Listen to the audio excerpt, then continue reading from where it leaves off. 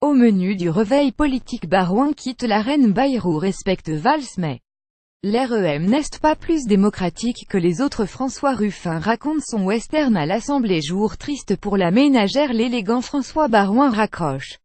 Le maire LR de Troyes et ancien sénateur de l'Aube a décidé de quitter la vie politique. Je tourne la page de 25 ans d'engagement politique. Je suis rentré très jeune, j'étais député, j'avais 27 ans, a-t-il rappelé sur RMC de sa voix monocorde. Ces derniers mois, l'éternel bébé Chirac a surtout manqué de pif. Il a d'abord choisi Sarkozy, en échange de Matignon. S'est retrouvé plan B du plan B Fillon.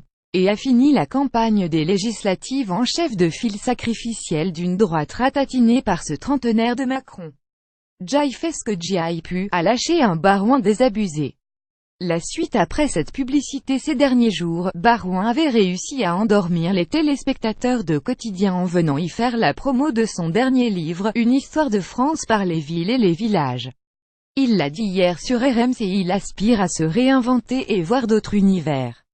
L'heure du plan B a peut-être enfin sonné. La phrase de Bayrou « Je respecte Manuel Valls », mais François Bayrou réplique à Valls. Interrogé dans Le Parisien qui consacre sa haine au conflit entre Charlie Hebdo et Mediapart sur la laïcité et le rapport à l'islam, François Bayrou tente de calmer le jeu et assure qu'il ne partage pas les constats alarmés et les sorties violentes de l'ex-premier ministre. À la question Valls a-t-il raison d'accuser certains à gauche de complicité avec l'islam radical, Bayrou répond « Je respecte Manuel Valls, mais sur ce point je ne le suis pas. Je ne partage pas le sentiment que nous sommes une société assiégée. Nous sommes une société qui a été blessée et meurtrie et accablée par des horreurs commises au nom de l'islam. Cette société a raison de se défendre sans faiblesse. Mais contaminer le débat sur l'islam au nom de l'islamisme, le débat sur la religion du plus grand nombre au nom de l'extrémisme religieux, je ne le partage pas. Le sondage LREM, pas plus démocratique. On s'en souvient, les marcheurs ont beaucoup fait campagne sur le thème de la consultation permanente des Français, une forme de respiration démocratique à rebours d'appareils partisans repliés sur eux-mêmes. Mais la République en marche est-elle désormais davantage qu'une partie à la botte d'Emmanuel Macron alors que les critiques montent doucement en interne sur un manque de démocratie? La plupart des Français en doutent, selon un sondage Odoxa pour France Info et Le Figaro réalisé à la veille d'un congrès fondateur qui intronisera l'actuel porte-parole du gouvernement Christophe Castaner à la tête du parti. 60% des Français estiment que l'REM est un parti plus réformateur que les autres. Mais seuls 37% des sondés l'estiment plus soucieux de la moralité, 26% plus à l'écoute de ses adhérents, 25% plus démocratique et 19% plus indépendant du président de la République. La double casquette qui ne passe toujours pas. Comment, dès lors, au regard de la masse de boulots qui l'attend, Christophe Castaner peut-il sérieusement cumuler ce futur job de directeur général de l'REM avec son job de ministre des Relations avec le Parlement? L'affaire est entendue pour les oppositions qui une pratique d'ancien monde. Mais dans les rangs des marcheurs aussi, on trouve Casta trop gourmand.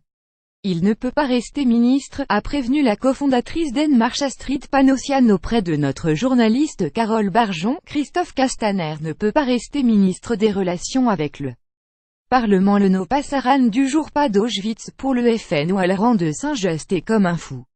Scandaleux, honteux, dénonce le président du groupe FN au Conseil régional d'Île-de-France dans un communiqué. L'élu frontiste a même porté plainte pour discrimination à raison des idées politiques. Et il s'y connaît en matière de discrimination motif puisque 2 frontistes s'y étaient inscrits. Le Conseil régional a décidé qu'aucun élu ne pourrait participer au voyage de lycéens franciliens à Auschwitz. Cette demande pouvait légitimement susciter le trouble, a expliqué la région, qui voyait mal 2 frontistes fouler la terre de ce que Jean-Marie Le Pen qualifiait de détail de la Seconde Guerre mondiale. Afin de préserver la sérénité de ce type de déplacement réservé aux lycéens, il a été décidé, en lien avec la Fondation pour la mémoire de la Shoah, qu'aucun élu ou collaborateur de quelque groupe politique que ce soit, NY participerait plus désormais. La canonnade amère du jour. Je sais que le canon amer va encore tonner. Avec tout le mépris qui le caractérise parfois, Jean-Luc Mélenchon anticipait mercredi les révélations de l'Express et Capital sur son patrimoine et son passé de socialiste dans l'Essonne, en publiant les questions des journalistes sur son blog. L'Express lui a répondu jeudi soir en publiant une longue enquête fouillée. Pas de scoop, mais un travail qui devrait tordre le cou aux intox en tout genre et aux diatribes anti-médias et anti-système dont les insoumis sont friands dès qu'un journaliste ose s'intéresser à la vie de l'idole. On y lit que JLM, alors qu'il n'était plus élu, a sollicité en 2004 une voiture avec chauffeur de la part de celui qui était alors président du Conseil général de l'Essonne. Ce véhicule m'a transporté seulement 13 fois entre mars et juin 2004, pendant une période où je devais transmettre tous les dossiers dont j'étais en charge. J'estime qu'il est n'y a aucun abus, répond Jean-Luc Mélenchon à l'Express. On y lit aussi que le futur insoumis a bénéficié d'un prêt légal mais à taux préférentiel du Sénat afin d'acheter un appartement à Paris. Et qu'il a cumulé ses indemnités de conseiller général avec celles de ministre entre 2000 et 2002, en manquant les 2/3 des séances publiques auxquelles il devait assister. En dehors du recours abusif aux voitures du Conseil général, les pratiques passées de Jean-Luc Mélenchon dans l'Essonne ne sont pas illégales, conclut finalement l'Express. Elle cogne juste avec l'image très vertueuse dont se part Mélenchon. Le chiffre du jour: le média citoyen passe le million. Ceci découle sûrement de cela dans la pensée mélenchonienne. Le média citoyen des Insoumis, censé suppléer les médias traditionnels, continue d'avancer. Ce projet de télé sur Internet lancé par des membres de la France Insoumise, mais qui se veut indépendant de tout parti, a annoncé jeudi avoir déjà levé près d'1 million d'euros auprès de 8000 souscripteurs ou sociaux.